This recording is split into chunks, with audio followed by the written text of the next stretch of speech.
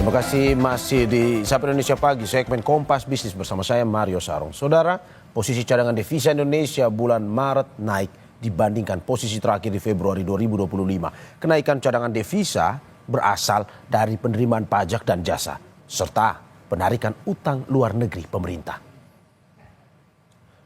Bank Indonesia mencatat posisi cadangan devisa Indonesia pada akhir Maret mencapai 157,1 miliar dolar Amerika Serikat atau naik dibandingkan bulan Februari, yakni sebesar 154,5 miliar dolar Amerika Serikat. Cadangan devisa akhir Maret setara dengan pembiayaan 6,7 bulan impor atau 6,5 bulan impor dan pembayaran utang luar negeri pemerintah. Dan berada di atas standar kecukupan internasional sekitar 3 bulan impor. Bank Indonesia menilai posisi cadangan devisa memadai untuk mendukung ketahanan sektor eksternal, prospek ekspor yang positif, dan raca transaksi modal serta finansial diperkirakan tetap mencatatkan surplus sejalan dengan persepsi positif investor terhadap prospek ekonomi nasional dan imbal hasil investasi yang tetap mendukung terjaganya ketahanan eksternal. Di tengah kenaikan nilai cadangan devisa awal pekan ini, rupiah mencetak kinerja positif atau menguat tipis terhadap dolar Amerika Serikat. Rupiah di Jakarta Interbank Spot Dollar Rate atau JISDOR Bank Indonesia pada 14 April 2025 menguat di level 16.773 per dolar Amerika Serikat. Pada perdagangan 11 April, rupiah ditutup tertekan terhadap dolar Amerika Serikat di level 16.805. Sejak awal April, mata uang rupiah terus melemah terhadap dolar Amerika Serikat, sempat tembus di atas 16.000. Sepanjang tahun 2025, rupiah telah mencatatkan koreksi terdalam, terdepresiasi 4,86% dibanding akhir 2024. Kebijakan perang tarif Trump jadi biang kerok tekanan kurs rupiah. Cadangan devisa Indonesia pecah rekor tertinggi diikuti dengan menguat tipisnya nilai tukar rupiah terhadap dolar Amerika Serikat. Bersumber dari pajak dan utang, apakah kenaikan cadangan devisa akan sustain? Lebih lengkap sudah bergabung ekonom Universitas Indonesia Telisa Aulia Valianti. Selamat pagi Bu Telisa. Selamat pagi Pak Mario dan terima kasih sudah bergabung di Dialog Kompas Bisnis pada pagi hari ini Bu Telisa. Bu, naiknya cadangan devisa diikuti menguat tipisnya nilai tukar rupiah terhadap dolar Amerika Serikat. Apakah kenaikan cadangan devisa ini memberikan kepercayaan diri pada investor atau sebaliknya sebenarnya? tentu karena secara teori kan cadangan devisa itu seperti bumper dan likuiditas. Jadi ketika bumpernya semakin kuat, ketahanan eksternal semakin kuat, kepercayaan investor tentu semakin meningkat dan itu tentu akan membawa pada penguatan rupiah tadi. Itu pasti ya. Dari teori itu jelas sekali kalau cadangan devisa semakin tinggi artinya kemampuan eksternal atau kekuatan eksternal kita itu semakin tinggi. Jadi investor akan lebih percaya sehingga terjadi penguatan terhadap rupiah. Seperti itu. Itu memang teorinya seperti itu. Oke, dari penjelasan Direktur Eksekutif Departemen Komunikasi BI Ramdan Denny Prakoso mengatakan kenaikan cadangan devisa ini bersumber dari penerimaan pajak dan jasa. Selain itu juga didorong oleh penarikan pinjaman luar negeri pemerintah. Ini utang luar negeri jadi salah satu sumber naiknya cadangan devisa ini. Apakah Betul. ini adalah hal lumrah dilakukan dan apakah ini akan tetap membuat sustain atau tidak sebenarnya? Ya, jadi memang kita harus tahu sumber-sumber devisa itu dari mana. Yang Ya. pertama kan dari kegiatan perdagangan internasional, yaitu dari surplus neraca dagang. Nah, kalau kita surplus, nah itu kan menghasilkan devisa. Terus yang kedua dari aliran modal, misalkan Ya. seperti penanaman modal asing, kemudian ada portfolio. Nah, sebetulnya portfolio itu kan dalam bentuk debt juga. Jadi kalau misalkan ada portfolio investment masuk ke Indonesia, karena itu adalah bentuk debt instrument, itu juga masuk ya di Ya. private sector seperti itu. Nah, kemudian ada aliran dari hutang. Aliran dari hutang ini baik multilateral maupun bilateral itu kan mensuplai dolar ke dalam negeri kita dan itu meningkatkan devisa kita. Jadi memang itu umum sebetulnya. Cuma memang sepertinya pemerintah ingin mengamankan devisa ya. Jadi artinya memang kita melakukan misalkan penerbitan SBN global, sukuk global, kemudian juga menarik pinjaman luar negeri dari lembaga-lembaga multilateral. Karena kan kita kondisinya sekarang lagi butuh dolar itu sebagai pengaman karena kondisi kita sedang turbulens. Jadi itu memang common sih dilakukan apa untuk menarik utang itu ya. Cuma begini, yang perlu kita lihat tuh Ya, banyakkan utangnya atau dari sumber neraca dagang dan arus modal yang lebih menggambarkan fundamental ekonomi kita. Kalau ya. terlalu banyak dari sisi hutang dibandingkan dengan jadi nggak bisa kita lihat satu sisi aja. Kita harus lihat secara komprehensif itu. Jadi untuk menilai kita itu sehat atau enggak. Kalau kebanyakan utangnya dibandingkan dengan yang dari diri kita sendiri seperti perdagangan dan arus modal, nah itu yang perlu waspadai seperti itu. Kalau hutangnya sendiri menarik sih itu umum memang meningkatkan devisa seperti itu. Tapi lebih banyakkan mana komposisinya itu yang jadi permasalahan. Oke, tetapi bagaimana kita menjelaskan bahwa ada anggapan ini gali lubang tutup lubang, Bu? Sebetulnya begini, Ya, dari lubang tutup lubang itu ada ukurannya. ya, Jadi ada yang disebut sebagai fiscal sustainability dan debt sustainability. Jadi debt itu akan sustain ya. apabila R yang dihasilkan dari debt. Jadi kan utang itu nanti digunakan untuk kegiatan ekonomi. Kegiatan Ya. ekonomi itu menghasilkan pertumbuhan. Nah, sejauh apa bunga utang dengan pertumbuhan ekonominya? Kalau misalkan bunga utangnya lebih tinggi daripada pertumbuhan ekonomi, nah itu kita nggak sustain. Jadi harus kita lihat dulu posisi pertumbuhan ekonomi kita taruhlah misalkan 5%. Nah, bunga Ya, utangnya berapa? Nah, itu akan mencerminkan sustainability ya. Tentu secara kumulatif nanti kita hitungnya nggak oke. hanya satu titik tahun seperti itu. Jadi Berarti, ada indikator untuk melihat apakah sustain atau tidak oke. utang yang kita tarik itu. Bu Telisa, berarti menurut Anda ini adalah intervensi yang tepat dilakukan Bank Indonesia ya? Sebenarnya ini Bank Indonesia dan pemerintah ya yang Ya, melakukan penarikan utang ini kan SBN dari sisi Kementerian Keuangan juga ya ya. bekerja sama. Jadi tapi maksud saya gini, kita nggak cuma bisa memupuk dari utang itu saja. Harus ada ya itu tadi mendorong ekspor agar kita terus aman dari sisi devisa dan kemudian juga melakukan manajemen dari keseluruhan devisa itu sendiri, bagaimana portfolionya dan kemudian juga kita harus memupuk dari sisi aliran modal itu sendiri ya, terutama PMA misalkan menarik FDI. Jadi pemerintah harus bekerja keras untuk menarik FDI untuk supaya dolar kita juga semakin tinggi karena posisi kita di ASEAN misalkan kan kita di atas Malaysia tapi di bawah Thailand dan Singapura seperti itu. Jadi negara-negara Thailand dan Singapura tuh devisanya lebih tinggi dari kita padahal mereka negaranya secara size lebih kecil Lebih kecil gitu. ya, Nah betul. itu Ya, ya kita harus membandingkan lah dengan peers. Artinya ini sudah on the track tetapi ya. tadi kita harus lebih bekerja keras lagi untuk menarik devisa yang bukan selain utang gitu loh, yang Oke. dari trade-nya ataupun dari arus modalnya. Oke, intervensinya menurut Anda berarti sudah bagus antara pemerintah dan juga Bank Indonesia mengambil sebuah Betul. kebijakan di tengah ketidakpastian ekonomi Ketidakpastian. global ini ya. Betul. Oke. Tapi ya itu Nah, tadi kecatatannya utangnya yang ditarik itu harus digunakan untuk kegiatan yang produktif ya sehingga kita nanti bisa membayar kembali utang kita itu. ya. Terus kemudian ya harus yang lain apa neraca dagang sama neraca investasinya harus kita perkuat gitu yang investasi dari asingnya supaya kita mendapatkan revenue dolar untuk memperkuat devisa kita karena kita masih Oke. butuh ya devisa yang lebih tinggi di era ketidakpastian ini gitu. Oke, oke Bu. Pertanyaan selanjutnya dengan intervensi seperti ini, konsekuensi atau risiko seperti apa yang bisa terjadi jika cadangan devisa bergantung juga pada utang luar negeri sebenarnya? Nah, kalau devisa bergantung pada utang luar negeri, ya suatu saat nggak akan sustain karena ya itu tadi devisa yang paling sustain itu kan dari neraca dagang, arus modal atau misalkan dari remittance. Seperti Filipina kan dari remittance tuh aliran tenaga kerja itu lebih lebih apa fundamental gitu. Nah, kalau utang kalau suatu saat kita kan ada ukurannya itu debt service ratio ataupun misalkan debt to GDP. Kalau misalkan debt to GDP sudah melebihi threshold kan kita nggak bisa nambah utang lagi gitu. Jadi nanti kita lama-lama dolarnya itu akan tergerus untuk membayar utangnya. Jadi antara pembayaran utang sama yang kita hasilkan untuk mengenerate fundamental dolarnya itu kan jadi nggak seimbang gitu. Ya, Nah, itu seperti aset liability management lah ya. Kita jadi nggak seimbang di aset liability. Itu in the long run bisa mengganggu indikator-indikator seperti debt service, debt equity. Nah, itu indikator yang dilihat oleh sovereign rating. Nah, lembaga sovereign rating kalau melihat kita kemampuannya makin terengah-engah, nah itu dia bisa menurunkan rating kita gitu loh. Yang terburuk ya, misalkan dia rating turun, itu nanti kita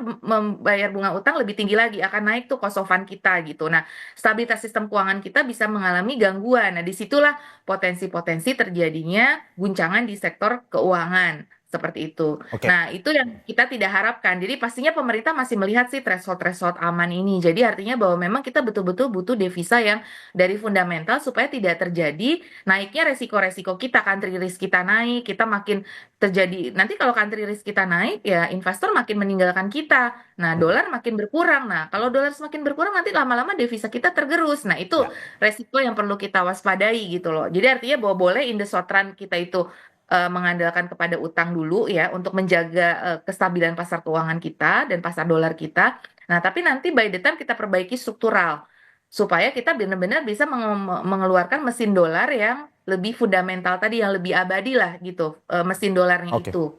oke. Bu, apakah pertanyaannya sebelum ini, sebelum pemerintahan Presiden Prabowo ini sudah pernah terjadi bahwa cadangan devisa kita berasal juga dari pinjaman luar negeri dan apakah sebelumnya juga membawa kondisi ekonomi ke arah yang lebih baik? Tapi sebelum Ibu jawab, kita usai jeda berikut. Terima kasih masih di Kompas Bisnis bersama saya Mario Sarong dan juga masih bersama narasumber saya ekonom Universitas Indonesia Telisa Aulia Valianti.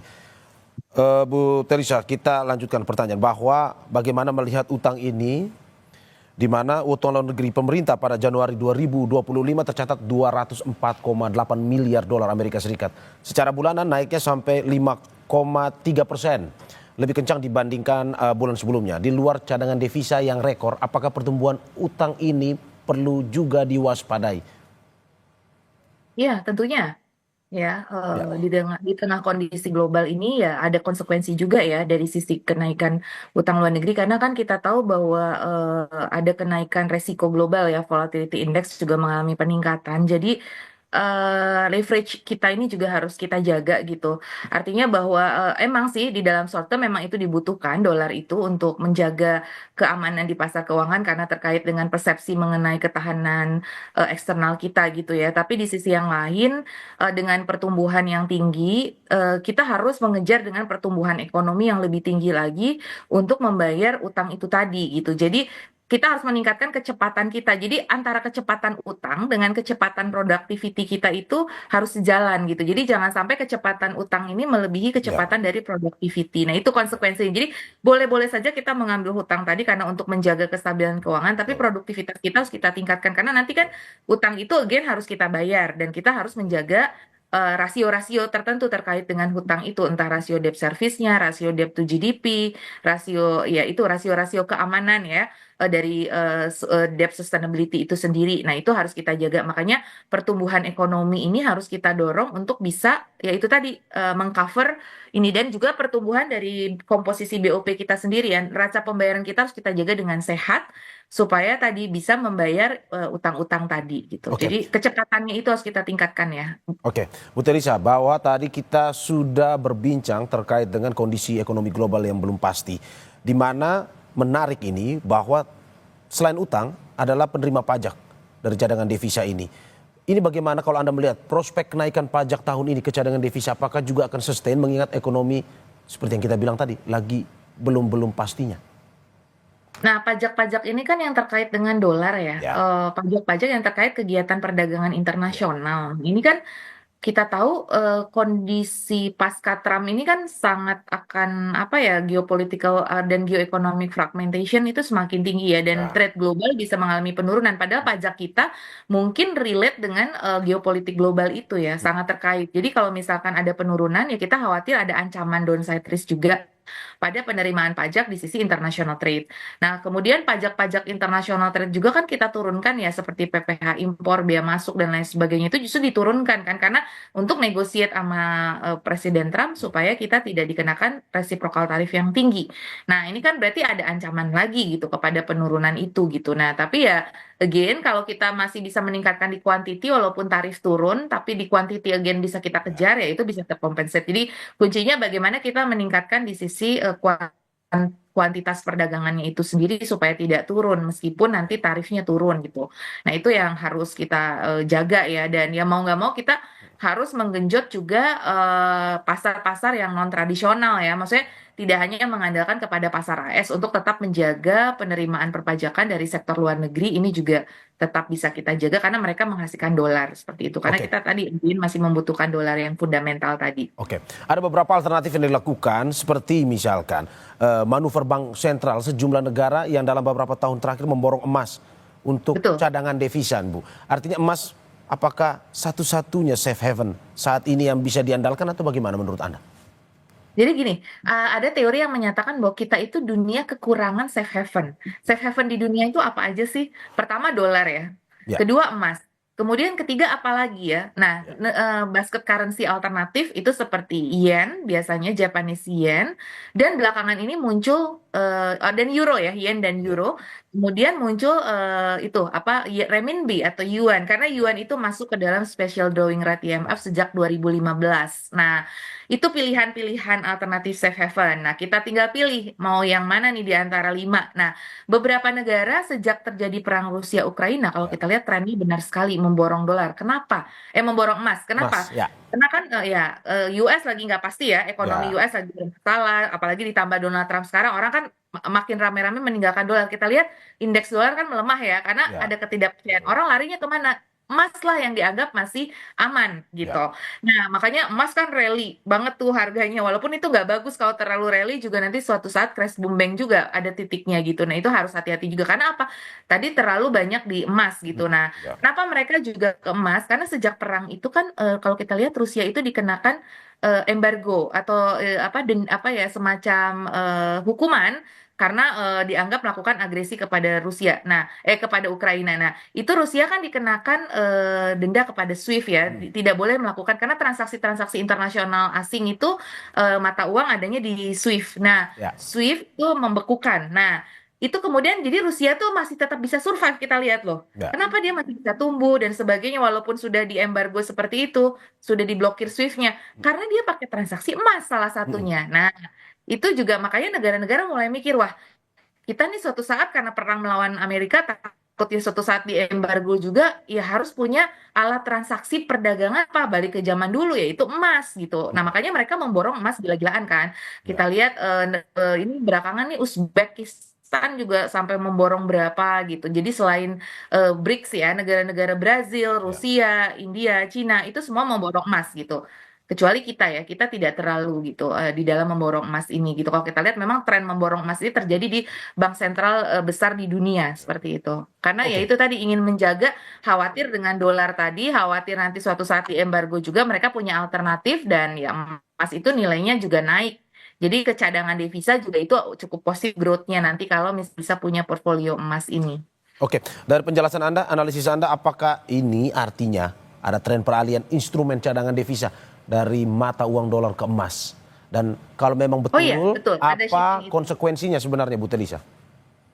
Betul. Ya, Jadi akan ada shifting karena tadi ya ada ketidakpercayaan terhadap dolar karena dolar sendiri kan akan mengalami inflasi tinggi. Jadi prediksi para ekonom kan dengan adanya kebijakan tarif Amerika kan akan mengalami inflasi yang cukup tinggi. Nah, ya, kalau inflasi tinggi itu menggerus nilai mata uang. Nah, ya, mata uang dolar kan nanti tergerus. Nah, sedangkan investor nggak mau dong menyimpan aset dalam mata uang yang nilainya tergerus. ya. Nah, mana yang masih bisa menjaga nilai? Karena kan sebagai store of value juga cadangan devisa itu sebagai store of value. Nah, yang masih bisa menyimpan nilai itu adalah emas. Nah, makanya tren memborong emas ini akan terus terjadi kalau misalkan US tidak melakukan perbaikan tadi ya dari sisi kebijakan-kebijakannya. Nah, tapi again di pasar emas sendiri kalau demand-nya juga terlalu tinggi, itu khawatir juga overshoot. Jadi Ya. kalau terlalu tinggi itu juga melebihi fundamental dan nilai rata itu juga biasanya nanti pada suatu titik bisa jatuh seperti itu ya.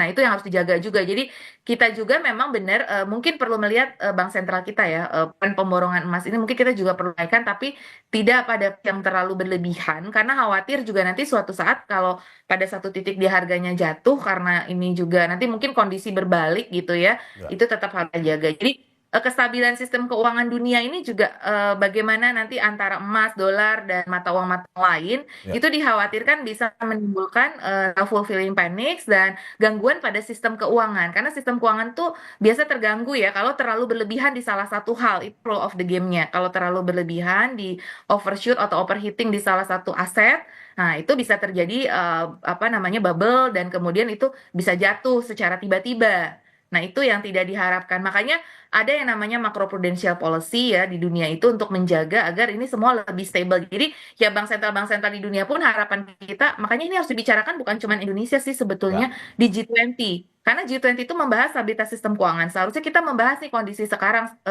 Nanti G20 kan biasanya di akhir tahun nih. Mungkin di akhir tahun juga ini jadi salah satu tema Tema, pembahasan ya. menjaga stabilitas sistem keuangan pasca Donald Trump ini seperti apa gitu. Itu yang harus kita jaga sih gitu Oke. supaya keuangan dunia itu tidak guncang gitu. Ya. Menarik pembahasannya mulai dari cadangan devisa hingga stabilitas sistem keuangan. Semoga apa yang disampaikan ini bisa memberikan masukan juga terkait dengan cadangan devisa kita meski pecah rekor tetapi tetap difokuskan kepada pertumbuhan ekonomi terutama di dalam negeri. Terima kasih Ekonom Universitas Indonesia Telisa Aulia Valianti atas apa yang disampaikan. Semoga memberikan manfaat. Sehat-sehat selalu Bu Telisa.